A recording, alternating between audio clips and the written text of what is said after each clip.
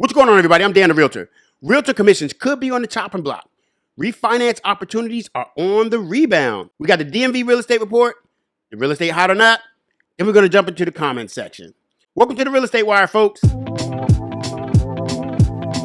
What's going on, everybody? I'm Dan the Realtor. Coach Marcus, what's up, y'all? What's going on? It's just me and you in the shed today, brother. Hey, listen, sometimes it's got to be a one-on-one. Sometimes. Yeah, I mean, this is how we started anyway, you know what I'm saying? Yeah, we blowed up a little bit. Yeah, we done blown up. We done came out, you know what I'm saying? You said blowed up. We done blowed up. Whatever. What up? Everything good with you? Everything cooling, man. I'm cooling, brother. I did a little Memorial Day cookout and just been grinding. We got some deals on the table. What's up with you, man?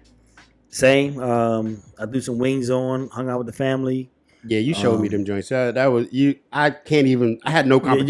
You had to tap out. Yeah, I tapped out. I'm gonna put the picture up on the YouTube. Oh, y'all take a look at this picture. First, take a look at my picture.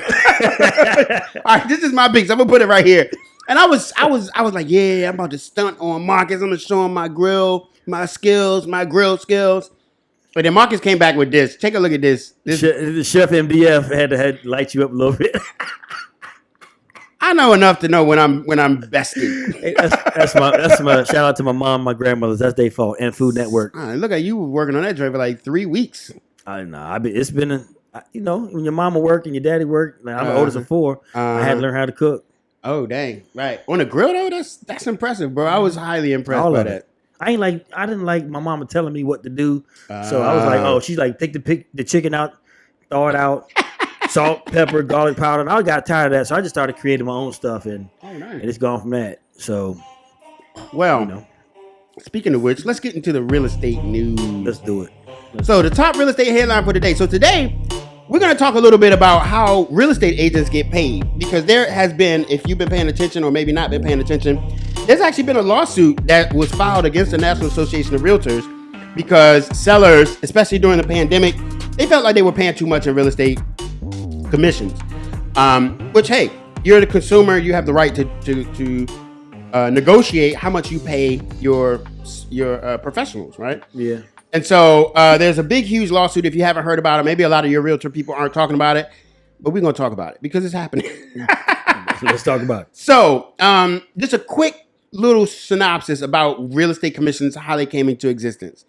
Back in 1963, before 1963, I believe, I wasn't born then, obviously, real estate agents used to get paid. We all get paid by the seller, right? Or in the transaction, we get a commission. And so we receive a percentage of the commission of the sale price of the house. So for example, if the house is $400,000, let's say your commission is 3%, then you get $12,000. Okay. Easy math. Now before 1963, your buyer's agent, let's say you wanted to buy a house. Your agent never really worked for you. There was no such thing as buyer agency. Agency means I work for you or whoever I work for. If I work for the seller, then that's seller agency, meaning I am exclusive to that seller. I can't say certain things to you as a buyer and vice versa about the seller or about the buyer. I can't, as a seller's agent, I cannot say, yeah, the seller's about to go into foreclosure, so you need to hurry up and put an offer in. I can't do that. It's against my license. Mm-hmm. Vice versa. If I work for a buyer, I can't tell the seller, hey, yeah, my buyer got $2 million that they want to spend, so he can go up a little bit higher. We can't do that. It's unethical as real estate agents. All right, now let's fast forward. Where did buyer agency come from? Well, before 1963, there was no buyer agency. So if you called me and said, hey, Dan, hey, Marcus, I want to buy a house, right? We would say, okay, sweet. Now, as of 2023 and after 1963, I'm your agent as a buyer. And I represent you as a buyer, and I have a fiduciary responsibility. I'll type that down in the bottom. A fiduciary responsibility to look out for your best interest as my client, as a buyer's agent. Now, before 1963, there were no buyer's agents. So before 1963, if you called me and said, hey, Dan, I want to buy a house, I say, okay, let's go and look at 123 Main Street. As a licensed agent before 1963, as an agent, I technically worked for the seller, even though you hired me as your agent. Oh. Yeah. And people were like, wait a minute. So buyer agency came into existence as a result of some class action stuff where buyers were basically saying, if I'm hiring you as an agent, why are you working on the behalf of the seller? You're supposed to be working on my behalf, right? Yeah. And so that's where buyer agency agreements came into effect. After 1963, the buyer agent worked for you, the buyer, and the seller agent worked for the seller. And there's two agents in the transaction, and they both basically, I won't say work against each other, but they both work to represent their client's best interest. Mm-hmm. All right, that's a long story. What's happening now? Well, now it's going back the other way, right? Because most sellers are saying, well, here's the lawsuit. The lawsuit that's coming up against National Association of Realtors. I don't have it in front of me, but I read it. But basically what they're saying is we feel like we pay too much for commissions. We feel like all the realtors have been colluding with each other to make a standard commission, which there isn't technically no standard commission.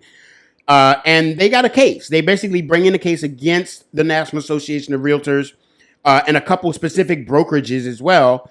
And they're basically saying, y'all overcharge us for commission. We shouldn't have to pay the buyer's agent commission as well. If I'm selling my house, why am I paying a buyer's agent who's representing a buyer? That buyer should pay their agent and I should pay my agent. And that's what the lawsuit is about. All right. That makes sense, though. It does make sense. I don't know. I mean, you ain't never lied. I can't hate on it, and I'm in the business. This is why I'm trying to tell y'all, Real Estate Wire Squad. We ain't got no. I'm just telling you straight up. I don't disagree with that. Makes sense to me. Now, here's the part that I want to explain to you as a listener.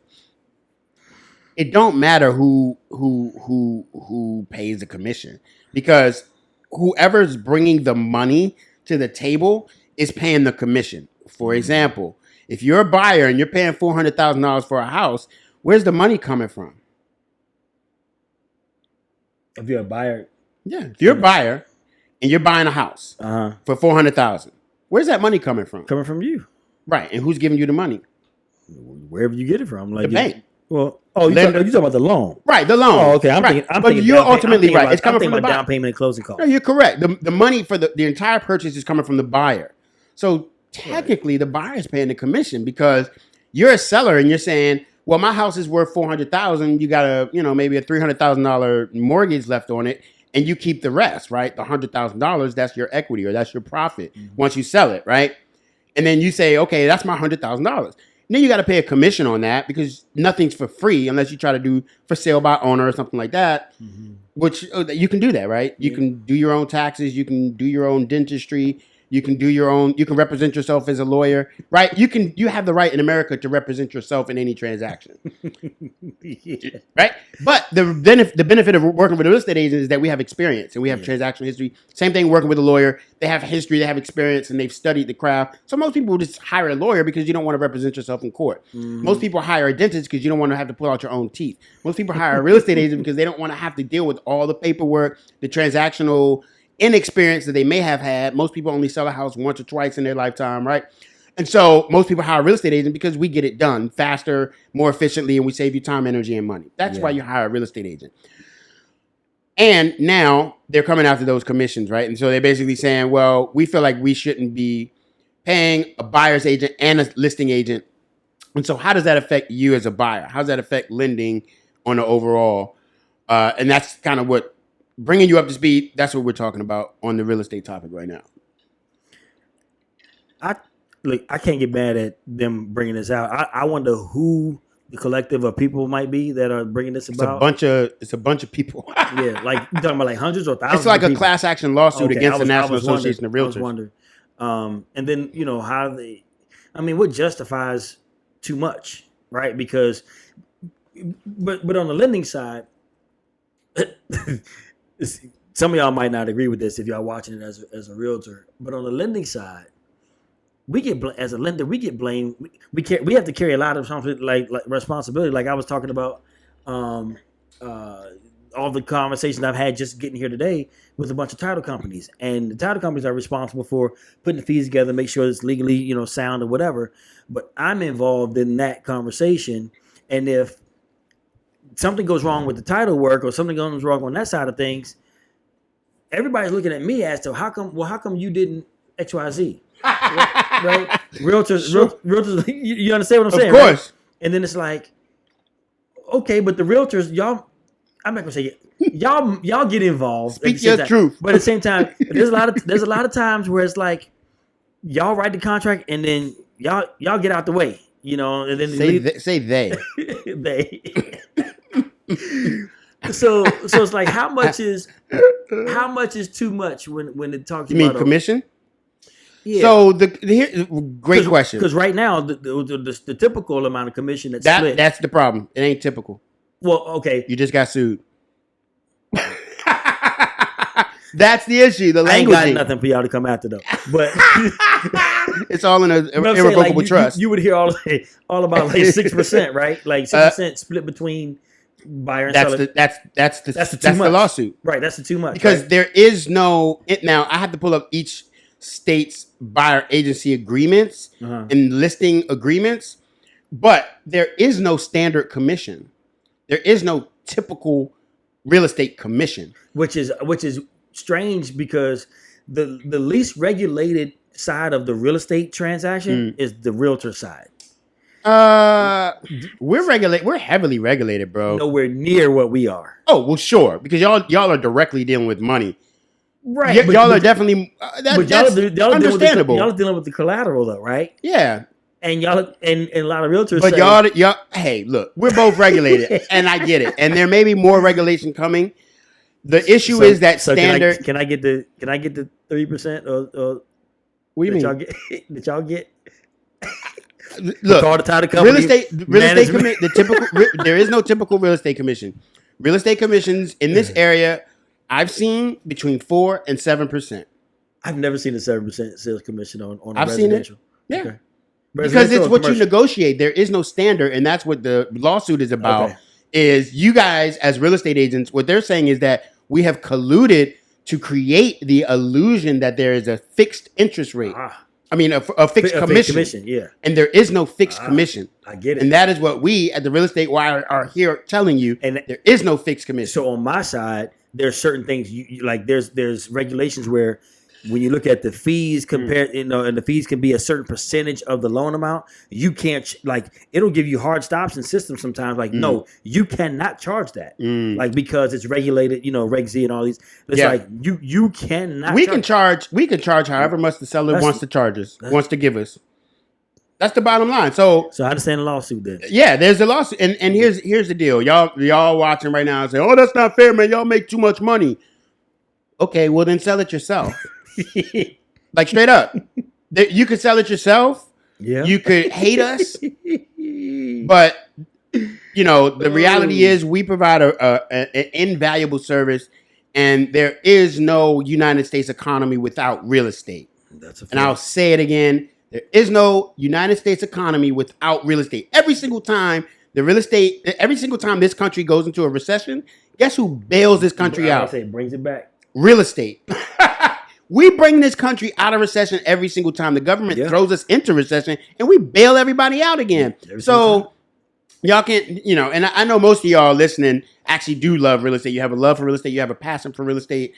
You're very interested in understanding more, whether it's just investing, increasing your portfolio.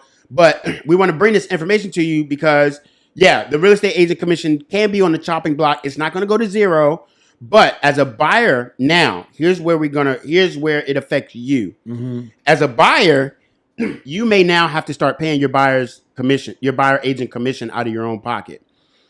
So you need to be prepared for that. Now, I'm sure most lenders are probably just going to start rolling that in because they do it anyway. But if this lawsuit goes through, which it looks like it may end up costing you more to buy a house. I'm interested in seeing. I mean, this federal it's got to go to a federal level because it's got to hit every state. Well, there's only certain states are getting sued because only certain states have what they're coming after the languaging in the buyer agency agreement specifically. They're not really going after the listing agreement because the listing agreement is pretty solid. I know in the DMV it is. It's look, this is what we charge. How much do you want to pay the buyer's agent? So what you're saying is that there very well could be the listing side of it being a sound agreement, right? Of we're going to charge you 3%, or let's say 3%, right? But on the buyer side, what they're saying is, as a buyer, there's no set amount. So let's file this lawsuit, get a set amount set. And what if they put that to 1.5%? right? Then you as a buyer's agent become one of the No, they can't do one and that. They can't tell you what the fixed commission is. They can only say that as a seller, you're not obligated to pay the buyer's agent commission. That's right. it. Okay. As a seller, you could pay your listing agent. That's what we were talking about in the beginning about agency. So basically, like so then it becomes two split negotiations. Yep. As a buyer's agent, you're going to negotiate with your client. Look, this is how much I charge. Anything that the listing agent decides to pay me on the MLS, you just got to make up the difference. The money, because the money's still going to come from the seller side. Money's still gonna come from the buyer side, bro. Who brings them? That was right in the beginning, right? Who brings the money to the table? The buyer. So the seller is giving the seller's agent their money out of their transaction. Yep. The buyer is saying, "Look, if I need $10,000 for just title company and lender fees, then I also need to bring another $5,000 for the buyer agent representing me. Correct. Pay them. Correct. Ooh, boy, But they do that anyway. They just don't see. We're just slicing up the cake differently. I think that's something that we're gonna have to dive into next time because we got more to get to. Right. But I feel like yo, that's gonna be tough. That's gonna be tough on lenders, I mean we'll keep y'all posted for sure. Yeah. Let's get into the coach's corner. What you got for us, coach? Man, there is a refinance rebound that we're looking at. Not so much because there's the rates are so great, but here's the reality. Barry Habib, who is one of the leading voices in all of finances. So I was on a call with him 2 weeks ago, and he was talking about, and he showed us some charts, some graphs, and things like that. Yes, people that purchased a home in 2020, 2001, got an interest rate 2%, 3%, maybe 4%. It just depends on when they did it. Are the rates at in the mid sixes, sometimes high sixes, close to 7? Yeah. But what's happened since 2020, I think it said after January 2022, credit card balances spiked, right? Your average credit card interest rate is somewhere around 20%. People, if you look at any credit card, your average interest rate / APR is somewhere around the 20% range. People, while we were sitting at home, like during COVID, they got refinanced or they bought a home. We talked about it the last couple weeks, interest rate real low. But then, I got a cheaper mortgage payment, but now I got these credit cards. And over time, credit card debt has spiked 22% in the last 2 years, year and a half. So where the refinance comes in, and people say, "Well, I don't want to refinance because I don't want to lose this great interest rate." Okay, fine. You look at that, but then you look at how much you're spending in credit card debt. Maybe you went and bought a vehicle. Maybe you went and did some other things. And the total output is so high. What else has gone up over the last 2 years? Inflation. Well, inflation, not only that, but the housing values. So what you bought your house for, the value's up here. You have this house, the balance has gone down. You've increased this credit card debt. What can you squeeze in that space between your loan amount and your value? You can squeeze this credit card debt. You can squeeze this car payment in, right? And now you take that 15% or 10% or whatever the rate is on that vehicle, the 20% on the credit card, and you roll it in. Now, here's the trick. The trick is you have to be disciplined to not run your credit cards back up. You have to be disciplined to not go close them out. Any additional debt, right? Like, sometimes closing it can help. Sometimes it does hurt your credit score. But the reality is, with the value that you have in your house, if you are a homeowner, you can actually refinance, and you will lose the 3% you got. But your overall expenses per month, if it makes sense, do it because you can save money by doing that. So for the people in the cheap seats, us in the cheap seats, you're saying we ain't talk to y'all in the cheap seats in a second. Yeah, because y'all been moving up to the stage like the middle area. All right, but for the rest of us that's like stay in the cheap seat. If you were in Constitution Hall, you wouldn't be at the top or all the way in the back. You'd be like in the back down on the floor now. Okay. For the rest of us that's still up in the cheap seats, you're saying if I'm locked into a 2 point something, a sub 3% interest rate on my house, and I got a bunch of credit cards, 3 or 4 credit cards, all of them 15, 20% interest, and now interest rates are like 6 something. So you're saying that it would make sense if I have equity in my property to refi pull the equity out and pay those credit cards down? It is worth looking at. It is worth looking at. I'm not saying to execute it. If it doesn't make sense, don't do it. You've heard me say that a bunch of times. Because my mortgage payment's going to go up. But essentially, I guess you're rolling all those credit cards. But the total amount that you spend per month goes down. Oh. If that's the case, it might be be worth looking at. Because in a year and a half, 2 years or whatever, rates will come back down. You refinance that. Preferably, you don't have any credit card jacked up again. Right. Ideally. And if that doesn't work, let's say the refinance doesn't make sense, but you still have the equity. You can also look at doing a home equity line of credit, which is a separate loan. It functions almost like a credit card, but you have a limit, and you can inside of that they give you $50,000 and you have a limit, and you need $25,000 to move this credit card debt over. Then you do it, and you only pay your first mortgage, which is at 3% or whatever, and you only pay the payment that's based upon the balance that you've accrued on the equity line. Now, here's the thing I will say real quickly about people who own houses who want to refi. Once you refi, remember, you basically selling your house. Yeah, basically, it's the same thing. If you pull out your equity early, you can't get it again when you try to sell it again. So if you do your refi early, you pull that equity out. When you go to try to sell it again, you're not going to get as much as you think you're going to. You may even break even. So that's something to consider when we're talking about refis. Yeah. You're getting your money early. Yeah. So you can't, most of the time, the market's not moving that fast that you can refi and then sell it 3 or 4 years later and expect that you're going to get all this money. Yeah. It usually doesn't work that way. I've not seen it work that way typically. And again, you got to have the right team around you to give you the real facts, to make sure that you look at it side by side and say, hey, keeping what I got makes more sense, or doing something different makes some sense. Yep. And while you're looking, make sure to take a look at our YouTube channel, Real Estate Wire. If you're listening on the podcast, we are the Real Estate Wire podcast. Make sure to like, subscribe, and hit the notifications button so that you're the first to know when we drop new videos. Yes, sir. Let's get into the DMV real estate market report. All right. So this week we're going to talk about the week of June. Well, by the time y'all get this, it'll be the next week. But for the week of June 11th, in the DMV, the DC, Maryland, Virginia area, showings are down 13.3% compared to a week ago. New purchase contracts are down 19% compared to a week ago. Median time to contract, the average days on market, I'll say, from listing to contract is 9 days. It's up than it was 2 weeks ago. So when properties hit the market, the average time that they get under contract is 9 days, which is incredibly fast considering the fact everybody thinks that we're getting ready to go into a market crash. Typically, we have extended days on market when we have market crashes, or really the only crash that we ever really had was 2008. Yeah. We would expect to see we're well beyond any type of market crash talk. Most people see that now. There's no signs of a crash coming anytime soon. I'll say that. New listings on the market are down. So we're down new listings 25% from this time last week. And the median list price is up 2.3%. So to recap, we have less properties hitting the market. We have those prices that are increasing. They just increased 2% over 1 week.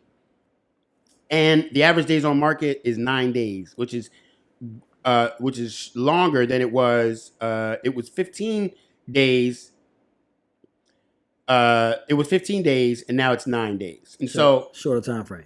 Yep. So houses are increasing in price. They're going faster, and less houses are hitting the market. So DMV is smoking, basically. DMV is on fire, brother. The DMV is on fire. Yeah, I'm with it though. I mean, it's super competitive out here. And just kind of side note, me doing loans in Florida. Did you know what a DU is? Desktop underwriting, the automated underwriting system. I mean, I do now. Well, when we get an application, run it through, and then the system says they're approved or not. It has a lot of personal information on it. Don't you know in Florida, they are required, if you as a buyer's agent work with this buyer and you submit your offer and the proof of EMD or whatever, they also want my DU findings. They want, which they never asked for before. They want to see that I ran it through the system and it's approved. We're going to flush that out. in the next episode. I Yeah. want to hear more about that. Crazy. Stay tuned. Yep. Let's get into the real estate hot Or not. All right. I got a couple crazy ones for All you. right, we got a couple ones. One got to go. Uh huh.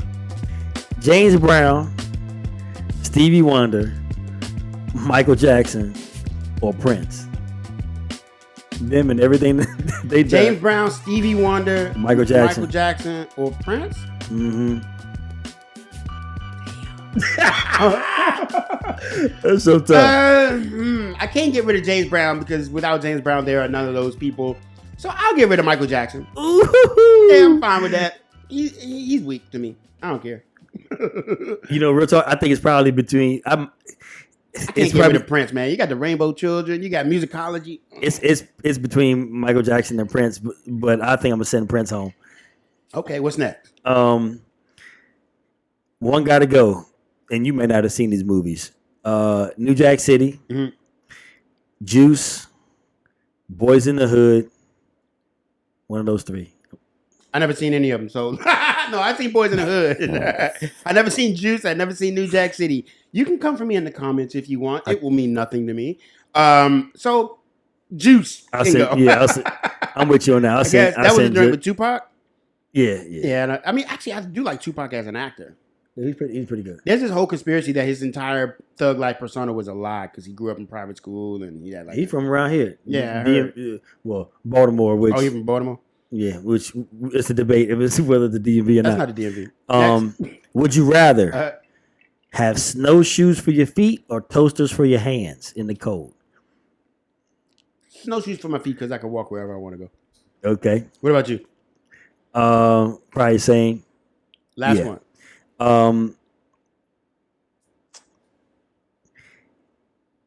Would you rather have it always be 40 degrees outside or always be 100 degrees outside? 40. I can always put a coat on. Okay. What about you? I'm with it too because I can't. Yeah, that heat would work with me. All right. Well, let's get into the comment section. Hot or not? Last thing. Oh. One more hot or not. What is this, bro? Is this hot or not? I'm giving you a gift. You brought me some snickerdoodles. The Ross bag. You see how I roll. Oh, you got the candle. That's all right.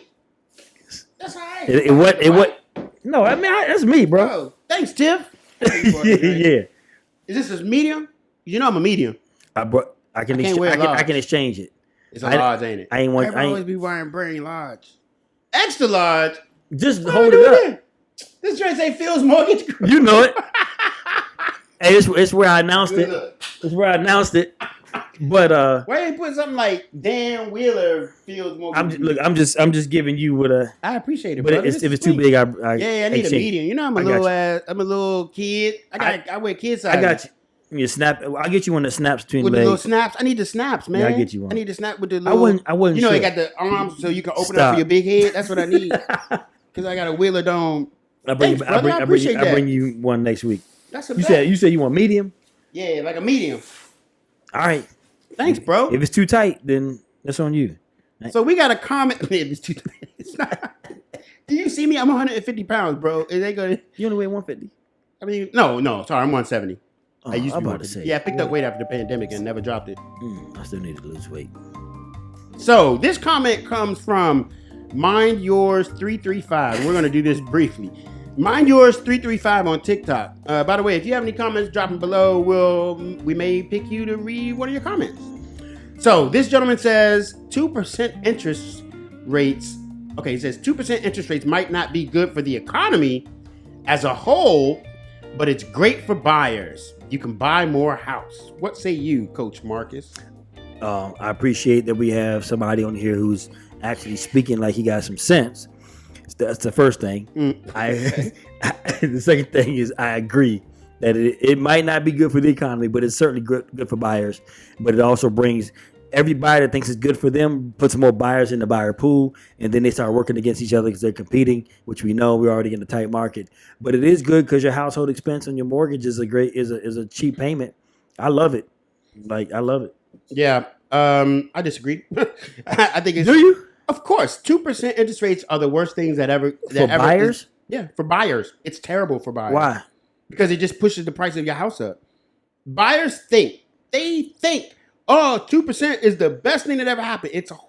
You weren't trying to buy a house 2 years ago. It was terrible. It was terrible. I mean, I had some clients, I had to submit like 30 offers just to get one accepted. Yes. They were demoralized. It was just like, sometimes people, I mean, think about it. People were pulling out their home inspections. Zillow already did an analysis, and they were saying like 70% of the people who removed their home inspections regretted it. It's because they were pulling out home inspections. They were doing appraisal gaps, paying over for the house just to be competitive, because 2% interest rates is not good for the market. It's not good for the market. It's not good for you as a buyer. Somewhere around 4 or 5. And the only reason y'all even think 2% is good is because we had 2% before. If you only had 4.5, you would think 4.5 is good. Exactly. I got it. You see what I'm saying? Like, oh man, we need to go back to 2%. No, we don't. It's a terrible market. It's terrible for the economy. It's terrible for the real estate economy. It pushes things all out of whack. Houses go up. You think the condition that we're in right now is bad. Think what would happen if they drop back to 2%. It's going to be a freaking firestorm. Like, people are going to be going berserk. Yeah, you can't. Housing prices are going to quadruple. Then you think y'all think y'all got a problem with affordability now. Trust me. You know what it's going to look like? What? When Popeyes dropped that chicken sandwich and lounges back around. People was fighting for a chicken sandwich. What do you think they're going to do for a house? Listen. You think you want it? Trust me, bro. You think you want 2%. You think you do, but you really don't. That was a stupid thing. It's terrible for the market. It's terrible for the economy. It's too low. It creates too much buyer urgency. People are just going to be flipping out, be standing outside of a house in a line. All these multiple bids, multiple offers. You think you want 2%. You really don't. Just save up your money and buy what you can afford. Yeah. If you cannot afford a $2 million house for $30 a month, why are you upset about that? That's not a realistic thing. 4, 5, 6, 6.25. That's a good stable rate. What you're not comparing it to is 1986, 1990, when interest rates were 16 and 17 and 18%. Y'all not looking at that. Y'all just looking at your one little 20-year lifespan. But you have to study the entire historical markets to see where we are today and understand where we are relative to the entire real estate market over the last 100 years, not just this last like 5 years, and say, oh, we want 2%. 6% is too high. 5% is too high. But if you talk to anybody like who bought houses in the 80s, they'll tell you 6% is great. 5% is amazing. 4% is spectacular. So do your homework. Do your homework and understand where you are. And again, buy what you can afford. Yep. Buy what you want when it's available and not based on the interest rates. Yep. Agreed. Love it. End rant. Get off the soapbox. Oh, yeah. Let me get my soapbox. I'm going to put it in the back. Jump on it next time. If you guys enjoyed that, make sure to like, subscribe. If you're listening on the podcast, make sure to leave a comment at the bottom or on whatever streaming platform you're listening to. Leave a comment, leave a positive review. If you're watching on YouTube, we really appreciate you. Make sure to like, subscribe, and hit the notifications button so you're the first to know when we drop new content. Where can they find you at, Coach Marcus? On social media, at Mortgage Coach Marcus, at Fields Mortgage Group. And I am Dan Wheeler Sells Homes on all platforms. For all of us here at the Real Estate Wire, thank you so much. We are out.